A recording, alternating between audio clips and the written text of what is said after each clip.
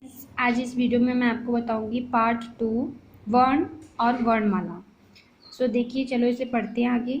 नीरज पढ़ रहा है। अवधेश पेड़ के नीचे खड़ा है। चुप रहो। उपरोक्त चित्रों के नीचे 3 वाक्य दिए गए हैं। इन वाक्यों को बोलते समय हम ध्वनि का प्रयोग करते हैं तथा लिखते समय लिपि का प्रयोग करते हैं। पहला वाक्य 4 शब्दों से बना है, दूसरा वाक्य 6 शब्दों से और तीसरा 2 शब्दों से मिलकर बना है। इन तीनों वाक्यों के प्रत्येक शब्द अनेक ध्वनियों से मिलकर बने हैं। देखिए, जैसे जो नीरज है, पहले न हलन ई प्लस र हलन अ ज हलन अ, तो कितनी ध्वनि से मिलकर बना है ये? 6 ध्वनियों से।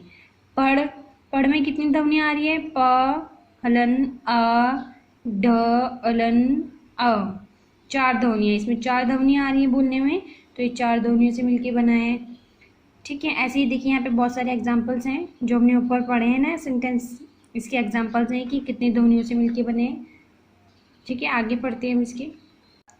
ये सभी शब्द ध्वनियों के मेल से बने हैं। इन ध्वनियों के और छोटे टुकड़े नहीं किए जा सकते। ये सबसे छोटी ध्वनियाँ हैं जो पीछे मैंने एग्जाम्पल्स अभी बताई हैं। उन ध्वनियों के और छोटे टुकड़े नहीं किए जा सकते। ठीक है, अब हम वर्ण की परिभाषा पढ़ लेते हैं कि वर्ण होता क्या है। वह ध्वनि जिसके और टुकड़े ना हो सके वर्ण कहलाती है। वर्ण भाषा की सबसे छोटी इकाई है। भाषा वर्णों से बनती है। हिंदी के वर्णों का उचित क्रम हिंदी की वर्णमाला कहलाता है। हिंदी की वर्णमाला में कुल 51 वर्ण होते हैं। कुछ वर्णों को स्वर कहते हैं और कुछ को व्यंजन कहते हैं। स्वर और व्यंजन मैं आपको बता चुकी हूँ कि क्या होते हैं। ठीक है, आगे स्वर हम पढ़ लेते हैं कि स्वर होता क्या है। जिन वर्णों को बोलते समय किसी अन्य वर्ण की सहायता ना लेनी पड़े उन्हें स्वर कहते हैं। हिंदी में 11 स्वर होते हैं, आ से लेके अ तक। ठीक है, अंग और आ को स्वरों में वैसे नहीं गिना जाता है। ठीक है, व्यंजन, अब व्यंजन किसे कहते हैं? जिन वर्णों को बोलते समय स्वरों की सहायता लेनी पड़े उसे व्यंजन कहते हैं। इनकी संख्या 35 है। अब आगे पढ़ लेते हैं। संयुक्त व्यंजन 2 व्यंजनों को जोड़कर बनते हैं।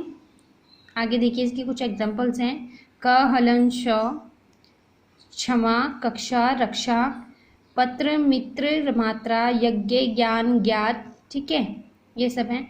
ड और ध वर्ण शब्द के आरंभ में नहीं आते।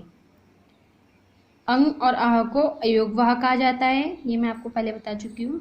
अब मात्राएं पढ़ लेते हैं कि मात्राएं क्या होती हैं। बच्चों, सभी स्वरों की मात्राएं होती हैं। जितने भी स्वर हैं हमारे अ से लेके औ तक, जितने भी स्वर हैं उन सब की मात्राएं होती हैं। अह तक होती हैं। ठीक है, पर हम इसमें औ तक ही पढ़ेंगे। जब हम व्यंजन के साथ स्वरों को जोड़ने के लिए चिन्ह लगाते हैं वे चिन्ह मात्रा कहलाते हैं। छोटा आ है जो, उसकी कोई भी मात्रा नहीं होती है। अब हम मात्रा पढ़ लेते हैं। देखिए आगे लिखा है, देखिए आ की मात्रा लिखी है, ये आ, और इसकी मात्रा, फिर इससे कुछ बने हुए शब्द हैं, आम काम दाम। फिर छोटी ई की मात्रा ये है, इससे कुछ बने हुए शब्द हैं, किरण हिरण। ऐसे ही पूरा औ तक है और इनके मात्राएं हैं और फिर इनके बने हुए शब्द हैं। गाइस, अब पूरे पाठ का सारांश पढ़ लेते हैं। तो देखिए, वर्ण भाषा की सबसे छोटी इकाई है। इसके और छोटे टुकड़े नहीं किए जा सकते। ठीक है, ये तो हो गई वर्ण की डेफिनेशन। आगे है वर्णमाला किसे कहते हैं, तो इसकी डेफिनेशन देख लीजिए। हिंदी वर्णों का उचित क्रम, हिंदी वर्णों का उचित क्रम ही वर्णमाला कहलाता है। ठीक है, वर्ण 2 प्रकार के होते हैं, स्वर और व्यंजन।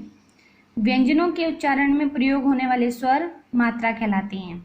आई होप गाइस कि आपको ये चारों अच्छे से समझ में आ गए होंगे कि वर्ण क्या होती है, वर्णमाला क्या होती है और मात्रा क्या होते हैं।